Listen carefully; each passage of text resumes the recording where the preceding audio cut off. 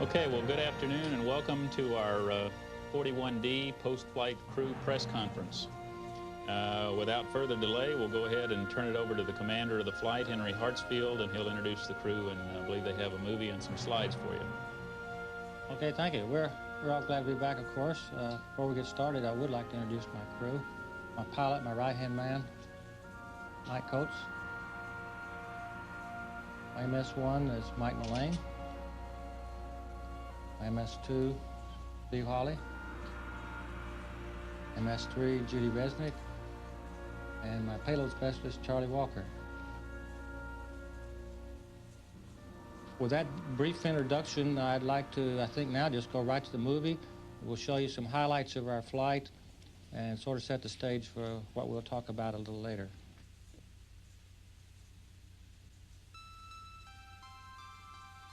Here we see Discovery on the launch pad out there. Everybody talks about how things move so fast in the space program. In our case, it took 2 months to get from T-minus 4 seconds to T0. That's not always true.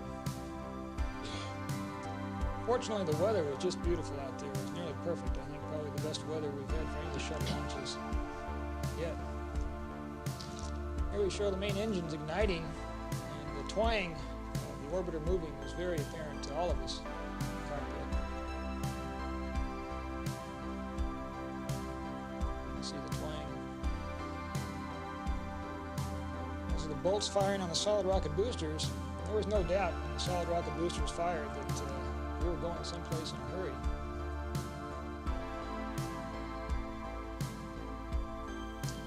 When we lifted off, we had the heaviest stack that is launched since the Apollo days, the Saturn V back in Apollo, for over 4.5 million pounds lifting off. You see the roll right here. The roll seemed dramatic to us, I guess, because we're on the outside of the stack, and the real world was out there. It was a lot more dramatic, of course, than the simulator would be. We were actually carrying the heaviest payload by about 10,000 pounds that had been carried by the shuttle. We had over 47,500 pounds of payload we were lifting. You can see the shock wave right here. It's just behind the windows on the top of the orbiter as we're going through the maximum dynamic pressure. We're actually throttling the main engines back here in 2 stages to get through the maximum dynamic pressure. As you can see, it's a beautiful day. We had separation of solid rocket boosters and a little film over the windows, just like we had on all the previous flights, but not objection. We made it to orbit, and we needed to get to work right away because our flight day 1 included deployment of the satellite business systems satellite, and we proceeded on with that task, and the techniques involved were not different from those employed on previous PAM deploys. Here you see the sun shield opening. Of course, the purpose of the sun shield is to protect the satellite from the sun while it's in the cargo bay, and that all was completely normal. My responsibilities in the deployment required that I be in the commander seat using the forward display tubes. Mike Mullane helped with the PAM deployment at the standard switch panel in the aft, and the rest of the crew was heavily involved in supporting the deployment, monitoring systems, and keeping track of the number of photo, television, documentary requirements that we had.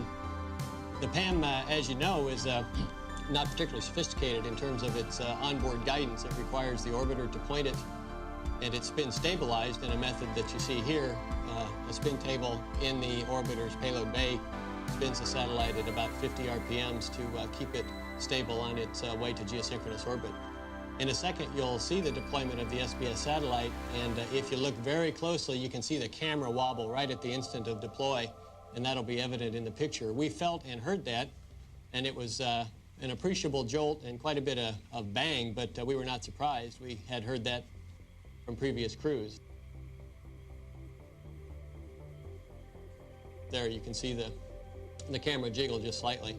And that was just exactly what we expected. Otherwise, we felt nothing, and it was completely normal. The orbiter systems and the satellite systems performed extremely well, and we were very pleased. The simulation that we have here in Houston is, of course, very good, and both Mike and I commented that we felt we had done this 100 times before. It felt very comfortable to do it in flight, and we just expected it would work perfectly. On the morning of Flight Day 2, we went to work on deploying the second satellite, CENTCOM, and as with PAM, it's a team effort. I was at the standard switch panel in the back again, and Steve was up in the front in the CDR seat. He operated, the SYNCOM is held in the payload bay by 4 motor-driven pins, and he was operating the computer to pull those pins. Steve started a verbal countdown, and at T0 I threw some switches that fired a pyrotechnic device that allowed the SYNCOM to roll out of the payload bay. The SYNCOM is like the PAM in that it's a spin-stabilized spacecraft, but unlike the PAM, it gets its initial spin stabilization at the moment of deployment. It rolls out of the bay with about a 1.5 RPM spin and about a 2 foot per second translation away from the orbiter. The SYNCOM is the first satellite, as Henry mentioned, communication satellite to be designed to be carried strictly by the shuttle. It's going to be used by the United States Navy as a UHF radio communication relay satellite. It was essentially off in the payload bay. It turned itself on automatically at deployment. One of the first things that happened was that white antenna was deployed to allow the ground to communicate with the satellite.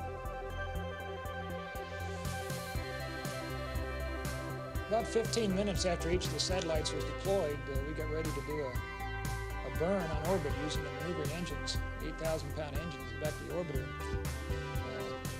Give us a little more separation before the perigee kick motor on each satellite fired, 45 minutes after deploy. You'll see the engines ignite here in just a second. After the ignition, you won't see anything while they're firing in the vacuum up there. There's the ignition. Now they're firing, you won't see very much. You'll see the tail off in just a second. And then right after the tail off, you'll see one of our primary thrusters fire just to the right, on the right home spot there. There's the thruster firing. As I mentioned earlier in connection with the SBS deployment, we had a fairly awesome amount of photo TV requirements on this flight. You see the CDR with the IMAX camera. We were fortunate enough to get some good IMAX film of the deploys and a number of in-cabin activities, and Hank and Mike Coates get the credit for making that all work. One of the first that Henry mentioned was the fact that ours was the first flight to deploy 3 satellites. And here's the third, the Telstar satellite for AT&T. And as with SBS, it was absolutely normal. There were no problems at all, and Mike and I felt very comfortable doing the task. One of the requirements we had was to film using the RMS wrist camera the burn of the perigee kick motor for all 3 satellites. And in a second, we'll show you the perigee kick motor burn for the AT&T satellite. Notice below on the ground the lightning in the clouds, and that was very noticeable, and we're glad we got it on tape to show you. There it is. And it was so dramatic at night that the lightning on the ground would light up the payload bay. And it took me at least several seconds to figure out exactly what it was that was causing the light. And there's the perigee kick motor ignition. In all cases, the motors burned exactly as predicted, and it's a fairly easy task for the crew to monitor that burn. And as I mentioned, Judy had to position the arm from the cradle position to the observing position after each deploy. And you can see the AT&T satellite on its way to its transfer orbit, which from our point of view appeared to be nearly in the direction of the constellation Orion, which you see in the upper right-hand corner above the Earth's limb. We were very pleased with that shot. We thought that was quite nice. Beginning on flight day 1, I started the electrophoresis operations in space payload. Some of the operations included interaction with a microcomputer at the electronics center of the payload, which you see behind me in this picture. The majority of the payload work was with the fluids system module, the large module that you see me working at here. There were several tests that I had to do manually at that module, calibrating flow rates, and also checking to find the presence of the particular biological substance that I was looking to separate and purify in the microgravity environment of space. And here I'm performing some fluid sample collections and using a small kit that was carried along, determining the presence and the quality of that material. The payload operations, although hampered by some problems, went well. We extended a large solar array wing several times during the flight. This is the largest structure ever deployed in space. It was 1,300 square feet, yet it only weighs 300 pounds. The purpose of the array is to supply electrical power to a spacecraft or a space station by using the sun's energy. A wing this size has about the same capability as one of the orbiter's fuel cells, which is just about as much power as we typically use on orbit. The array unfolded just like an accordion being pulled up from the top by a coiled mast, which you can see in the front. The mast was made out of a fishing pole type fiberglass, and the blankets are pulled taut at two extension lengths, 70 feet and 100 feet. Here we have a scan from the aft window up out the overhead window, giving you some idea of how large the array really looked to us as we were doing work with it.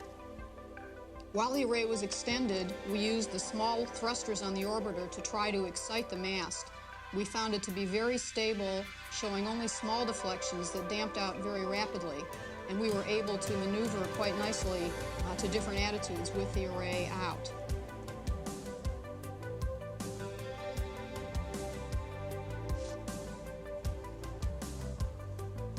Here we're coming across Baja.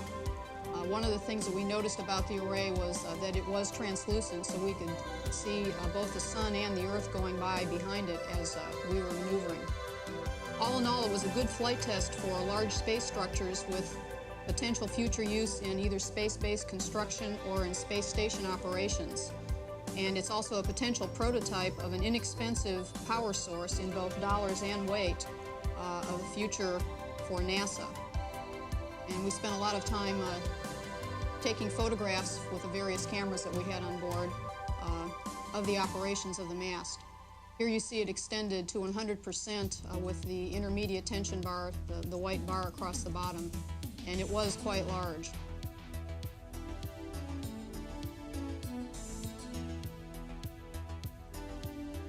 There's Henry trying to take a picture of the top.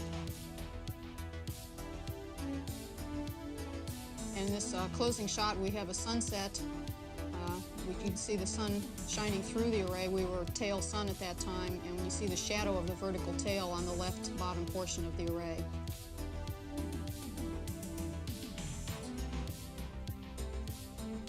For a new orbiter, we had remarkably few equipment malfunctions. One failure we did have was when the three forward display units failed shortly after orbit insertion. This was really no impact to the flight, but after the satellites were deployed and the host work was done, we decided to change it out with the aft display unit, which was no longer needed.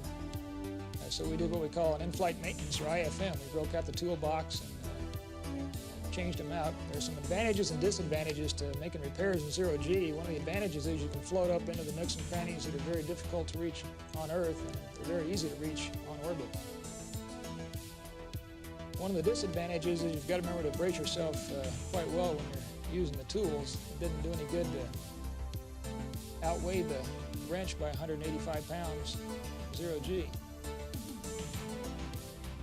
But we did change them out successfully and had three forward display units for entry and landing.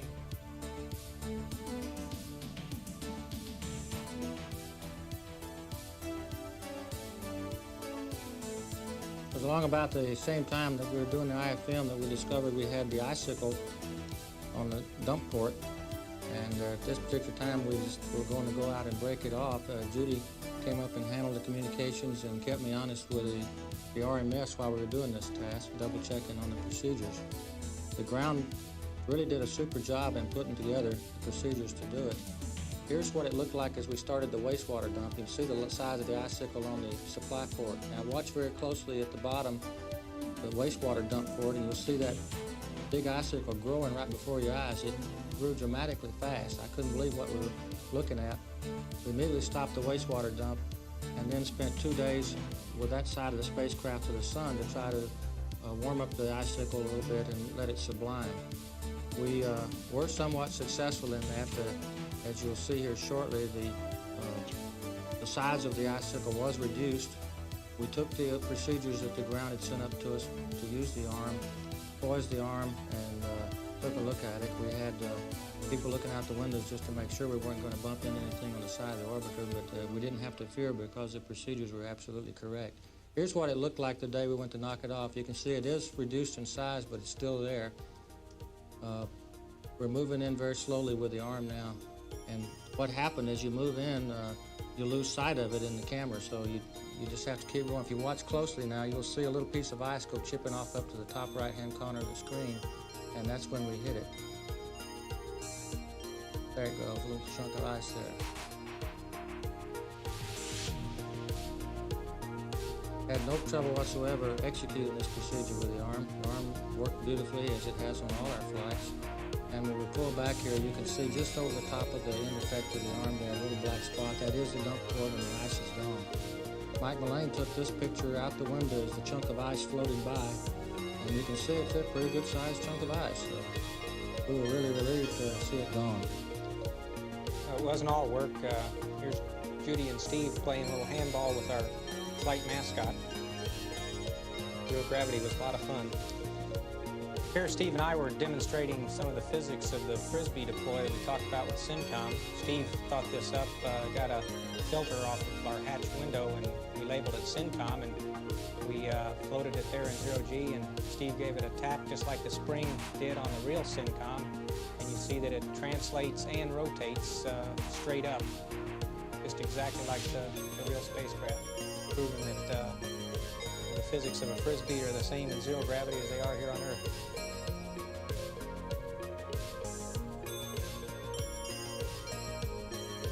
I wanted to show you a little bit about our food preparation. We carry mostly dehydrated food because we have water manufactured as a byproduct of the fuel cells. Here you see a pack of dehydrated strawberries, and you add 2 ounces of cold water to it, let it sit for a couple minutes, and you got yourself dessert. And that's our water dispenser there that Charlie is operating. He's selected 2 ounces, and he's injecting the water into the plastic container. There's a plastic cover that holds the strawberries and the water inside. After you pull it out of that device, you have to knead it for a little bit to rehydrate the food. This is particularly important for the shrimp cocktail to make sure you didn't get a dose of horseradish that would really water your eyes. The strawberries were they were pretty good. There's dessert. Here we are sitting down for supper. We had trays. You can see some of the food stuck to the back there. We had trays that we could position on our laps, Velcro, and then set our food in them. As Steve pointed out, this zero gravity adds new meaning to the term pass the potatoes. They float them all the way across the cabin. The menu was quite varied and really pretty good. People accused me, we had color code, and people accused me of always having my color on everything. Exercise is part of our daily routine on orbit, just like it is back here on Earth. Getting set up on the treadmill takes a little bit longer on orbit, but it feels just as good to quit. And our sleep arrangements looked a lot like summer camp. A little bit of bunks here and there. 2 of us slept anchored to lockers, 2 of us slept strung across the room, and 2 of us slept on the wall. And you can notice that in 0G, when you relax, your arms tend to float up. It was very comfortable. We didn't always sleep with a nightlight on. Well, we chose a sunset as to all good things must come to an end, and you can see some thunderstorms sticking up in the limb of the Earth there on the horizon. Sunsets from space are absolutely beautiful. You've heard us say this many times. It's still true, and it's difficult to capture all the color on camera. We had a good flight, and we came home. Here you see the RCS jets firing as the tracking cameras at Edwards picked us up a little over 100,000 feet. We had some test inputs that were put in by the computer, 11 sits tests throughout the entry, to get data to verify the aerodynamics of the orbiter. And when those tests went in, it caused quite a bit of jet firing. When the last test was over, at about 0.9 Mach, I took over manual control of the orbiter and then guided it around the heading alignment circle to a final approach. As we turned on final here, you'll see some streamers pull off the wingtips as we get the final alignment. Here we're about 13,000 feet, picking up speed. We're about 280. Push over into a 19-degree glide slope.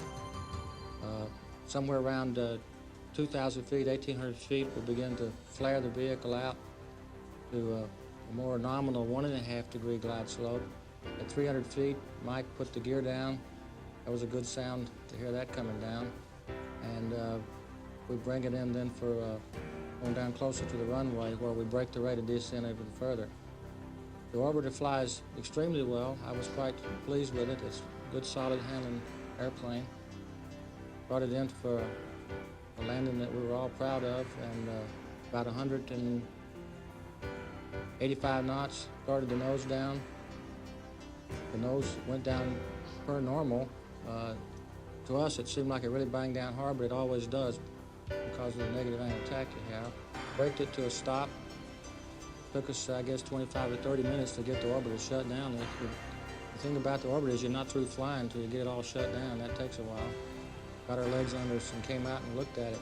It was an extremely clean airplane, as you've probably seen in the pictures. It came through in fine style, minimum tile damage, and the systems on board were in extremely good shape. So we're real proud of it. It's a welcome addition to our fleet. We now have 3 airplanes in our national transportation fleet. And I think that we're in a position now that the agency can really go get serious about flying.